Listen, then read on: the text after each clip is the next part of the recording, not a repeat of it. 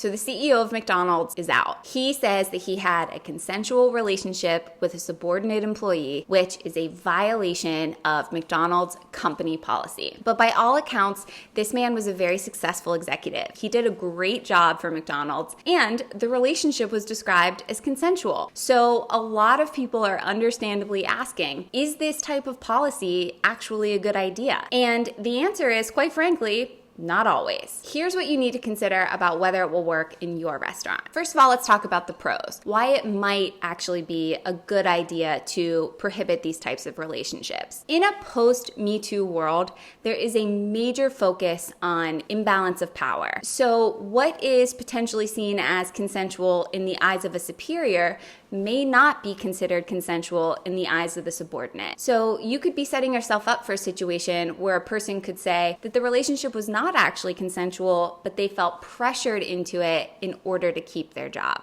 Also, you have potential issues with perceived favoritism. You could have a person saying, well, look, it was obvious to me that the only way to succeed at the company was to sleep with your boss, and I'm not going to do that, so I'm suing. This is not even to mention if the relationship goes badly. Spurned lover and workplace do not mix. And you could be making yourself vulnerable to just a complete mess of issues, ranging from unprofessional behavior or even a hostile work environment, all the way up to situations involving retaliation and sometimes even in the worst case scenario, blackmail. So if you prohibit these types of relationships altogether, ideally you are going to be avoiding any of those types of problems. But as we all know, simply prohibiting something doesn't actually mean that it stops. But what it does do is put a burden on your shoulders to enforce this type of policy consistently across the board, no matter what type of impact it has on your restaurant. In McDonald's case, it was to fire a successful CEO who did a good job for the company. So if you are not willing to make that type of decision, you should not have this type of policy in your restaurant. Some other reasons why it might not be a good idea. 62% of people in the hospitality industry say that they have engaged in a workplace romance. It is a fact that you have to face that this type of thing may happen. So if your employees know that it's a problem for you, what are they going to do? Are they going to say, okay, boss, we know that you're against this, so we are not going to engage